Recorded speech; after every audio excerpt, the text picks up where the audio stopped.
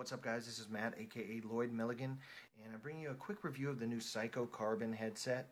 And first thing I wanted to say is that I'm going to be comparing these mostly to the HBA2s, which are one of the better headsets out there, in my opinion. It's what I was using before I got these, and so I think it's appropriate to compare those so people have a good frame of reference. And the other thing I wanted to explain is how these work. There's no speakers in the ear cups on these.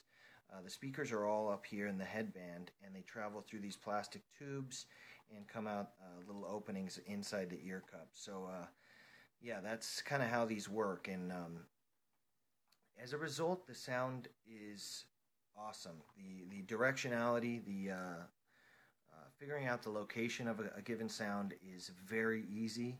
It's almost like it sounds like you're hearing natural sound rather than a video game produced gunshot or something. It just feels more natural, I guess. And the way that they work allows you to have this feature, which is pretty cool, which is you can open up the headset a little bit. I don't know if you can see that clearly, but you can open this up, and it allows you to get, air basically on your ears. So that's a nice feature. It also allows more noise to get in. So, if my wife comes in the room, wants to say something to me, I can just pop this open. I can hear her much more clearly. So that's kind of cool, I think. Yeah, the sound is just crystal clear, and you can really crank this headset, and it's still tolerable. So if you want to, play competitively and just crank it so you hear every person climbing, every reload, this is superior to the HBA2s in that way. The HBA2s get painful when you crank them up, so at least to me they do. The mic is not perfect. It emits a buzzing noise.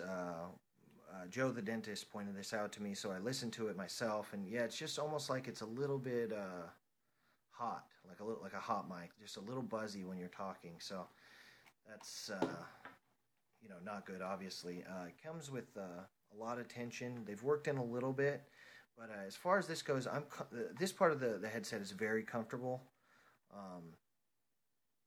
and they are adjustable, as I said. But the main problem with this headset, and it might actually be a sticking point for me, I may be returning these, is there's so much weight in this top band up here that it's cumbersome. It's awkward. It feels like the top of your head is heavy.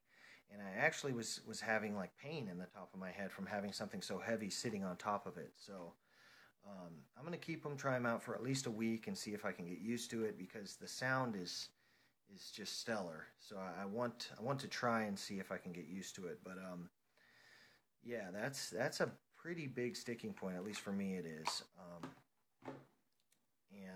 It has I'm using the Triton decoder on this, and it comes with this little volume deal, which there's a bass control, there's a master volume, and you can click it off using this little box here. And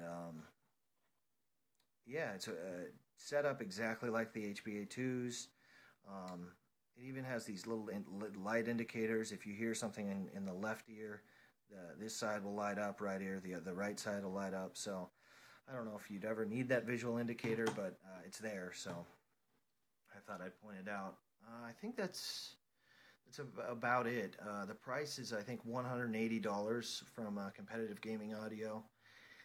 And, I think that's a little bit more than the HBA2s, but as long as you can get used to the comfort of this, I think it's worth it. I think this headset is superior to the HBA2s, not by a ton, but enough to make a difference, enough to make me recommend these to you guys. So, but if the weight is something you're concerned about, I would definitely try them out before you buy them and see if it's something you could tolerate. So that's it, guys. Thanks for watching.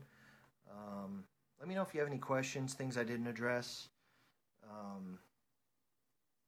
Yeah, talk to you soon.